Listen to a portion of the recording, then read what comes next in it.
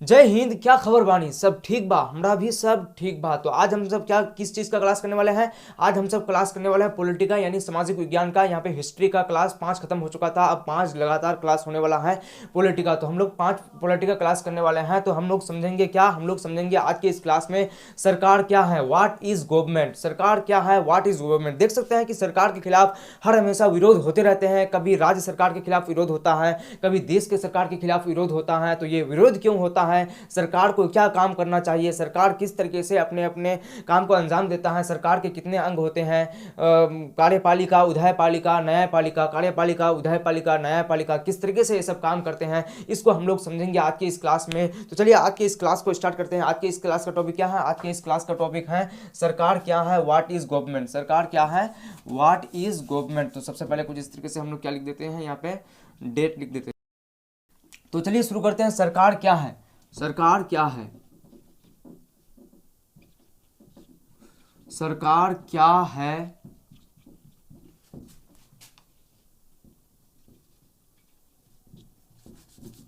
सरकार क्या है, what is government, what is,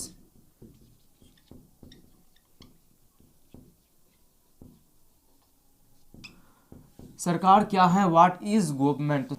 तो कुछ इस तरीके से हम लोग यहाँ पे लिख दिए हैं सरकार क्या है। तो सरकार क्या है समझने से पहले हम लोग समझते हैं कि देश और राज्य किस तरीके से होता है, उसको हम लोग समझते हैं। देश और राज्य किस तरीके से बनता है उसको हम लोग समझते हैं, क्योंकि सरकार को समझने के लिए देश और राज्य होगा तभी ना सरकार होगा। पहले तो सरकार ऐसे नहीं चलेगा, कोई भी सरकार ऐसे चलने वाला है, देश राज्य नहीं होगा। तो देश और राज्य क्या होता है उसको हम लोग समझते हैं।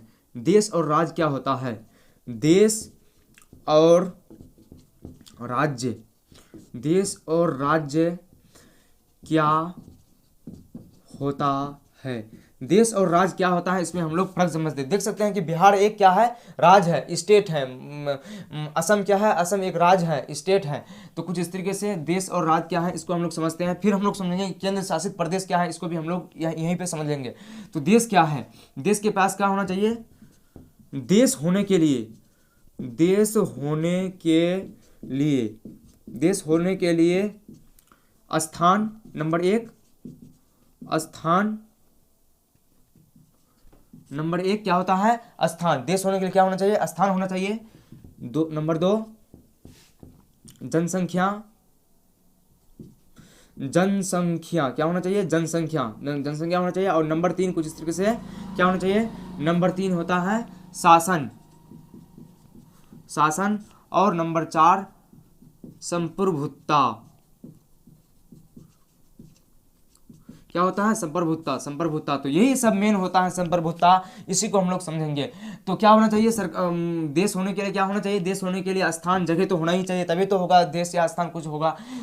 उसके बाद जनसंख्या, जनसंख्या होना चाहिए, तभी तो वोट करेगा, तभी तो कुछ करेगा, तभी तो कुछ होने वाला है, तभी तो उस पर शासन करने वाला है। और उसको शासन, ये क्या होता है, चाहे राजाशाही हो चाहे लोकतांत्रिक शासन हो, कोई भी शासन हो उसमें शासन होता है। और संप्रभुता, संप्रभुता यानी मतलब उसको निर्णय लेने का अधिकार होता है, निर्णय लेने का पूरे अधिकार को क्या कहते हैं, संप्रभुता। जैसे हमारे प्रधानमंत्री नरेंद्र मोदी किस तरीके से जम्मू कश्मीर को किस तरीके से जम्मू कश्मीर जो राज्य था उसको तोड़कर क्या कर दिया है, 2 केंद्र शासित प्रदेश में बदल दिया है, जम्मू कश्मीर एवं लद्दाख, जम्मू कश्मीर एवं लद्दाख। तो ये कब हुआ था, तो ये 31 अक्टूबर, इसको अगर आप लोग नोट करना चाहते हैं तो 31 अक्टूबर 2019 को क्या हुआ था, जम्मू कश्मीर को एक राज्य का दर्जा से हटाकर उसे क्या कर दिया गया था, 2 केंद्र शासित प्रदेश में बदल दिया गया था। एक का नाम है जम्मू कश्मीर, दूसरा का नाम है लद्दाख, दूसरा का नाम है लद्दाख। तो क्या हो गया, कुछ इस तरीके से, कुछ इस तरीके से हो गया। ये सरकार, देश के सरकार के लिए इस तरीके का क्राइटेरिया होना चाहिए। अब राज्य सरकार के बारे में बात करते हैं। राज्य सरकार, राज्य सरकार होने के लिए, सरकार होने के लिए, राज्य सरकार होने के लिए, राज्य सरकार होने के लिए क्या क्या होना चाहिए उसको हम लोग देखते हैं। तो राज्य सरकार होने के लिए सबसे पहले तो स्थान चाहिए, स्थान होगा तभी तो वो शासन करेगा, स्थान के बिना तो सब अधूरा है। तो स्थान, स्थान, स्थान होना चाहिए। नंबर 2 जनसंख्या, इसमें भी जनसंख्या होना चाहिए। क्या होना चाहिए? जनसंख्या। जनसंख्या होगा तभी तो वो उस पर शासन करेगा, नहीं तो किस पर शासन करेगा? पेड़ पौधों पर शासन करेगा? इस तरीके से काम चलने वाला है नहीं। तो उसमें क्या होना चाहिए? जनसंख्या होना चाहिए। उसके बाद शासन, उसमें भी शासन होता है, उसमें भी शासन होता है। जो राज्य का क्या होता है? मुख्यमंत्री होता है, या जो कोई भी अलग अलग होता है, वो क्या करते हैं? उस पर शासन करते हैं। और यहाँ पे चौथा पॉइंट होता है संप्रभुता। राज्य में संप्रभुता नहीं होता है। संप्रभुता यानी कुछ भी अधिकार लेने का, उसको कोई भी अधिकार वो नहीं ले सकता है। जैसे अगर ये हमारे नीतीश कुमार को मान लीजिए, तो यहाँ पे अगर ये एनआरसी अगर ये नरेंद्र मोदी सरकार लागू कर देगा, नरेंद्र मोदी सरकार अगर ये एनआरसी लागू कर देगा, तो क्या नीतीश कुमार उसको बर्खास्त कर सकता है? नहीं कर सकता है, क्योंकि उसके पास संप्रभुता का अधिकार नहीं है। ये जो अधिकार है इसके पास नहीं है राज्य सरकार के पास। तो राज्य सरकार जो अभी हमारे हिंदुस्तान में 28 राज्य हैं, इन 28 राज्यों में से किसी भी के पास संप्रभुत्व का अधिकार नहीं है कि वो अपने राज्य में केंद्र के बात को ना माने। केंद्र के बात को ना माने यानी मतलब जो देश का प्रधानमंत्री होता है, जो देश का संप्रभुत्ता का अधिकार का मालिक होता है, उसके बात को नहीं माने। तो कुछ इस तरीके से देख सकते हैं कि इसमें 3 टॉपिक तो सेम होते हैं, लेकिन संप्रभुत्ता इसमें होता है। देश में संप्रभुत्ता होता है, जो देश के संचालक होते हैं, जो देश के कोई भी नेता होते हैं, उसके पास क्या होते हैं? संप्रभुत्ता होता है। और राज्य के पास संप्रभुत्ता नहीं होता है, इसलिए वो किसी भी कानून को रोक नहीं सकता है, किसी भी कानून को रोक नहीं सकता है। जैसे आप लोग देख सकते हैं कि कुछ दिन पहले नोटबंदी हुआ था, तो नोटबंदी को क्या कोई राज्य सरकार रोक सकता था? पूरे देश में अगर नोट बंद हो गया तो पूरा देश में नोट बंद हो गया, कोई राज्य सरकार उसको रोक नहीं सकता है। तो इसी तरीके से देख सकते हैं कि बिहार सरकार भी उसको रोक नहीं पाया, मतलब कोई पाएगा ही नहीं। संप्रभुत्व का अधिकार होगा तभी तो पाएगा। अब बात करते हैं हम लोग केंद्र शासित प्रदेश के बारे में। केंद्र शासित प्रदेश क्या होते हैं? केंद्र शासित प्रदेश, केंद्र शासित प्रदेश क्या होते हैं? केंद्र शासित प्रदेश क्या होते हैं? केंद्र शासित प्रदेश क्या होते हैं, इसको हम लोग देखते हैं। तो केंद्र शासित प्रदेश क्या होते हैं? ऐसा प्रदेश जिस पर केंद्र डायरेक्ट शासन करे, केंद्र एकदम डायरेक्ट उसमें प्रतिनिधित्व करे, क्या हो गया? वो केंद्र शासित प्रदेश हो गया।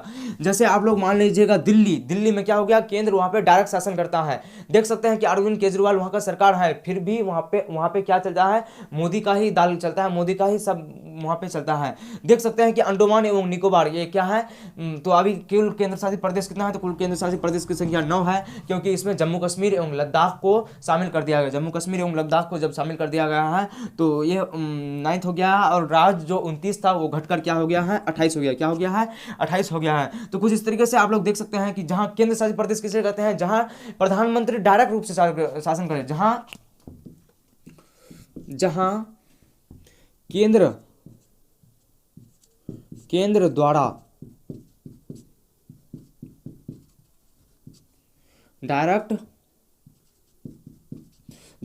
द्वारा डायरेक्ट शासन किया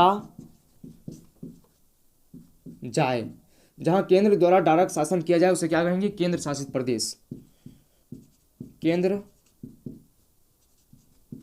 शासित प्रदेश।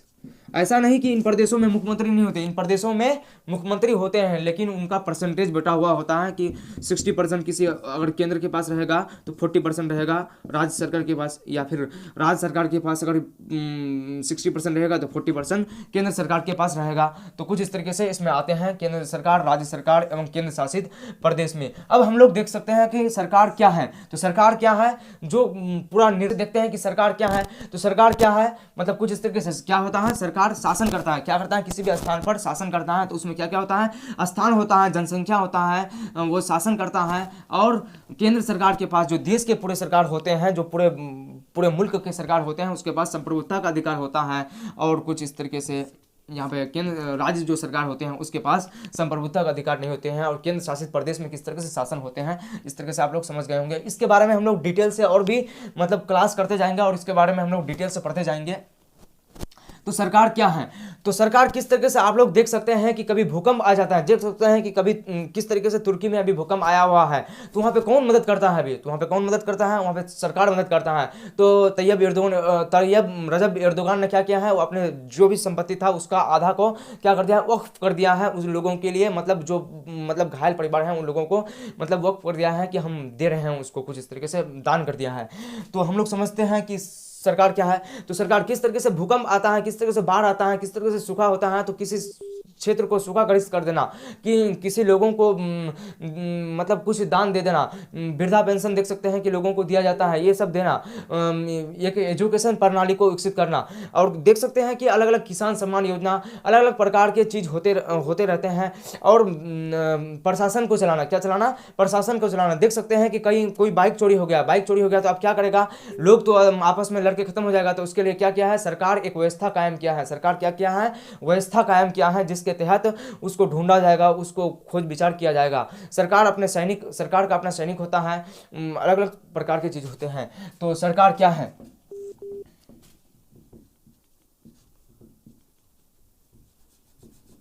तो सरकार क्या है, उससे पहले हम लोग सरकार समझने पहले सबसे पहले हम लोग समझ लेते हैं लोकतंत्र एवं राजतंत्र। लोकतंत्र एवं राजतंत्र क्या है, उसको हम लोग समझते हैं। लोकतंत्र एवं राजतंत्र। लोकतंत्र तंत्र लोकतंत्र एवं राजतंत्र। राजतंत्र। लोकतंत्र एवं राजतंत्र क्या है, इसको हम लोग देखते हैं। तो लोकतंत्र क्या है? लोकतंत्र जिसमें जनता अपने प्रतिनिधियों को खुद चुनते हैं, जनता अपने प्रतिनिधियों को खुद चुनते हैं, और इस प्रतिनिधि में सभी का वोट का मोल एक होता है। सभी व्यक्ति के वोट का मोल क्या होता है? एक होता है। चाहे वो गरीब हो, चाहे अमीर हो, चाहे औरत हो, चाहे ऊंचे जात का हो, चाहे नीचे जात का हो, चाहे हिंदू हो, चाहे मुसलमान हो, चाहे सिख हो, चाहे कोई भी धर्म का हो, सभी का वोट का मोल क्या होता है? एक होता है। तो ये क्या हो गया? ये हो गया कुछ इस तरीके से लोकतंत्र। क्या हो गया? लोकतंत्र। और राजतंत्र में क्या होता है? राजतंत्र में राजा या रानियों द्वारा वो निर्णय लिया जाता है। वो जो निर्णय ले लिया वही सर्वोपरि होता है, उस पर कोई भी सवाल नहीं खड़ा कर सकता है, वो उसको सफाई नहीं देना पड़ता है। लेकिन जो लोकतंत्र के जो सरकार होते हैं उसको क्या देना पड़ता है? वो उसके लिए सफाई देना पड़ता है कि ये सही है, किस तरीके से सही है, ये गलत है, तो हम इसमें सुधार करेंगे। देख सकते हैं कि बहुत से कानून अगर गलत बन जाते हैं तो उसमें सुधार भी किया जा सकता है। तो सुधार करना क्या होता है? उनको करना ही पड़ेगा, सुधार करना पड़ेगा ही। जनता क्योंकि सर्वोपरि होता है और संविधान के नीचे सबको रहना पड़ता है लोकतंत्र में। तो लोकतंत्र में क्या होता है? लोकतंत्र का सीधा सलपट उदाहरण है कि जिसमें सभी व्यक्तियों को बिना भेदभाव के वोट देने का अधिकार हो और वे लोग सरकार को चुनते हो, उसे हम लोग लोकतंत्र कहते हैं, यानी लोगों का सरकार, यानी लोगों का सरकार। राजतंत्र यानी राजा या रानी उसमें होता है और उसमें सारे शक्ति का अधिकार राजा या रानी के पास होता है। उस पर कोई भी सवाल खड़ा नहीं कर सकता है, उसको कोई भी किसी भी बात की सफाई देना नहीं पड़ता है। अब बात करते हैं हम लोग सरकार के बारे में। सरकार क्या है? तो सरकार क्या है, तो हम लोग पहले भी इसके बारे में बात की है कि कुछ इस तरीके से अगर अनेक प्राकृतिक आपदा आ जाते हैं, किसी सामान की चोरी हो जाती है या किसी पर ज्यादती होती है, किसी का मर्डर कर दिया जाता है, तो क्या होता है? मतलब सरकार उसमें हस्तक्षेप करते हैं और उसके खिलाफ कार्रवाई करते हैं। उसके खिलाफ क्या करते हैं? कार्रवाई करते हैं। तो सरकार क्या है? सरकार जो इन नियमों को बनाते हैं, सरकार जो इन सभी कामों को करते हैं, सरकार जो भूकंप पीड़ितों की मदद करते हैं, सरकार जो आरोपियों को पकड़ने की मदद करते हैं, जो जनता द्वारा चुना जाता है, जनता द्वारा चुना जाता है प्रतिनिधियों को, प्रतिनिधि फिर चुनकर क्या बनाता है? सरकार बनाया। जैसे प्रधानमंत्री, प्रधान मतलब सबसे ऊंचा, मंत्री मतलब मंत्री। तो कुछ इस तरीके से अलग अलग मंत्रियों को बनाया जाता है, तो क्या हो जाता है? प्रधानमंत्री हो जाता है। मुख्यमंत्री, तो मंत्री अलग अलग जाते हैं, वो वहाँ पे अलग अलग मंत्री बनते हैं, उसके बाद क्या हो जाता है? कोई एक मुख्यमंत्री होता है, तो मुख्य मंत्री हो जाता है। कुछ इस तरीके से। तो सरकार क्या है? लोगों द्वारा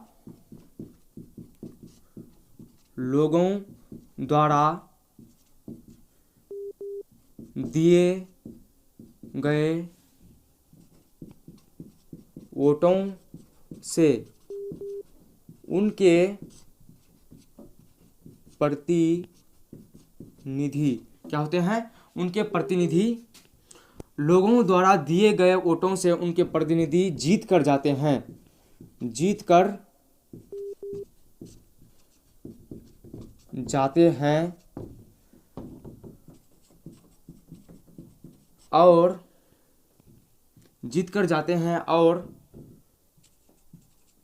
ये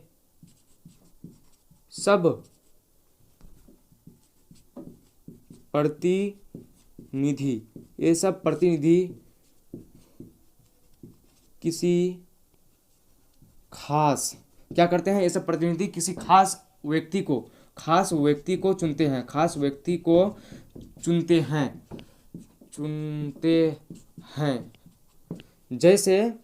जैसे लोकसभा में जैसे लोक सभा में प्रधानमंत्री क्या होता है? प्रधानमंत्री। प्रधानमंत्री क्या होता है लोकसभा में? प्रधानमंत्री। और अलग अलग राज्य में क्या होते हैं? अलग अलग राज्य में होता है मुख्यमंत्री। मुख्यमंत्री अलग अलग राज्यों में क्या होते हैं? मुख्यमंत्री होते हैं। आप लोग जानते हैं कि मुख्यमंत्री किसे कहते हैं।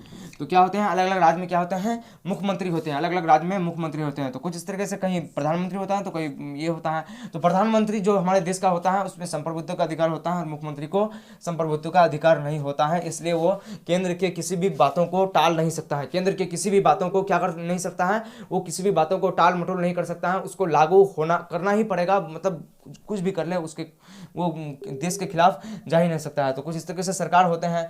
सरकार में भी और भी बहुत सारे क्राइटेरिया होते हैं। जैसे सरकार में अभी देखेंगे आप लोग क्या देखेंगे?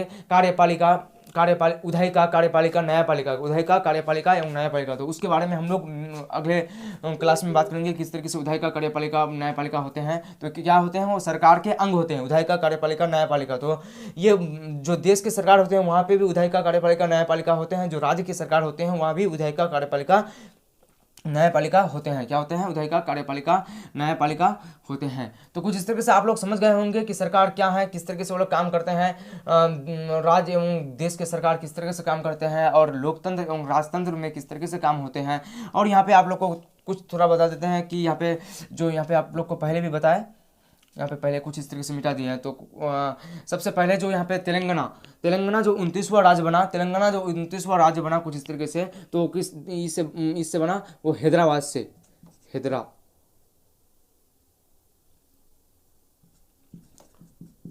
हैदराबाद से छटकर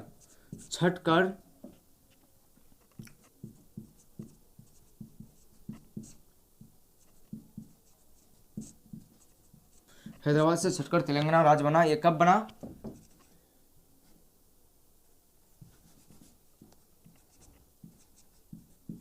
2 जून 2014। 2 जून 2014। 2 जून 2014 को क्या बना? कुछ इस तरीके से ये तेलंगाना राज्य बना। नया राज्य जो है तेलंगाना, आप लोग देख सकते हैं तेलंगाना का हैदराबाद, आंध्र प्रदेश का हैदराबाद, दोनों की राजधानी एक ही है। तो कुछ इस तरीके से वो उससे छटकर बना था 2014 में।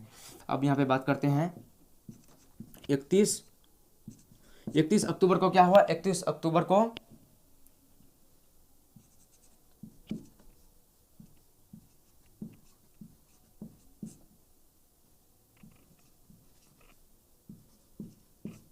जम्मू कश्मीर को तोड़कर